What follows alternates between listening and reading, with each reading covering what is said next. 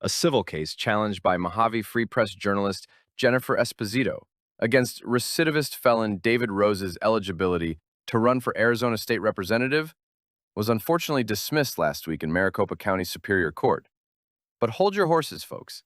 The Supreme Court justices may have a difference of opinion.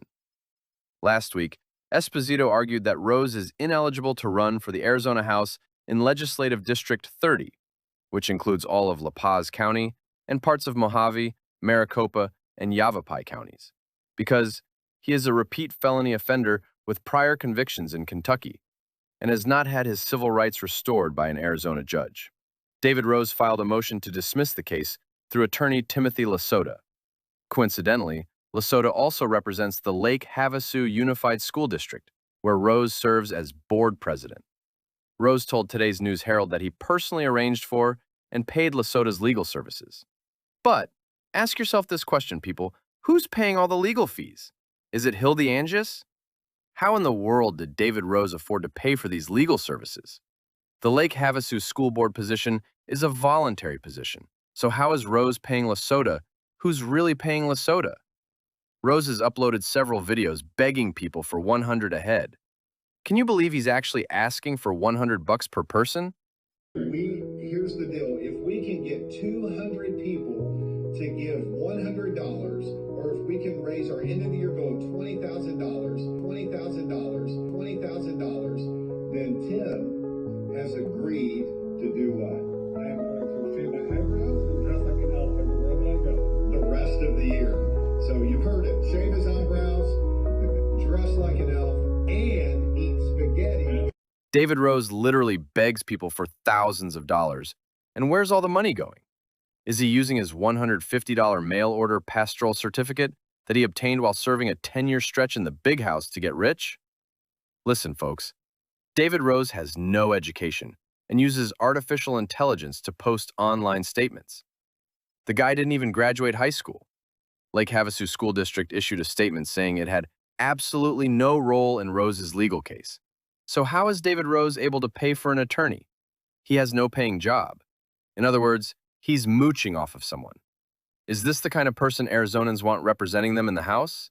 Esposito also provided the Today's News Herald with a threatening cease and desist letter from Timothy Lasota, dated last November, stating, "This firm represents the Lake Havasu Unified School District and its chairman, David Rose."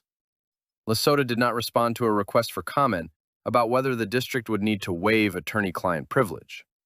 And then, at a political meeting, Rose declared with a smile on his fat face that he intended not sue Esposito. So why all the drama? Why is Rose calling the cops on people who are simply asking questions about his family? And does Rose have a child out there who he does not pay child support for? Is he a deadbeat dad? Rose does not seem to understand that he placed his criminal self in a political position, and now he and his wife are up for public scrutiny, and he retaliates? So why doesn't he step down and move on? Because no one asked Rose to put his felonious self out here to be ridiculed. He put himself out here. Maricopa County Superior Court Judge Michael Herod held a virtual hearing on the motion last Wednesday. Lasota argued that the full faith and credit clause of the U.S. Constitution requires Arizona to recognize Kentucky's expungement of Rose's criminal record, making him eligible to run in Arizona. However, Esposito specifically brought to the court's attention he had more than one felony in Kentucky.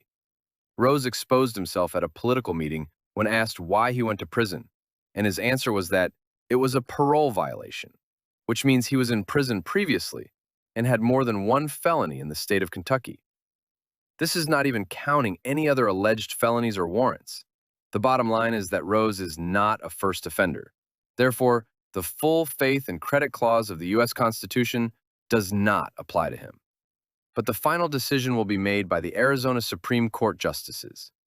And in regards to Rose's violations, Rose has issues regarding much corruption, and it was just found that David Rose falsified his birth date on a Mojave motor vehicle registration form, as well as denying he is a felon on an Arizona Corporation Commission application, which Esposito brought up to Judge Herod, and which Lasota also addressed, stating he did not think the court should consider it, and that Esposito should file a grievance via the Elections Department.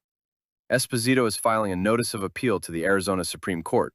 She said she plans to argue that the full faith and credit clause does not apply to the transfer of a felon's restoration of rights from one state to another, especially from a felon with multiple offenses, and that Arizona is not required to recognize another state's pardon. So stay tuned to find out how much more money this criminal felon David Rose will be begging the public for next. Someone is funding David Rose, and the public needs to find out what idiot would do such a thing. Money. Money makes the world go around, the world go around, the world go around. Money makes the world go around. And I'm excited to announce our giving challenge this week.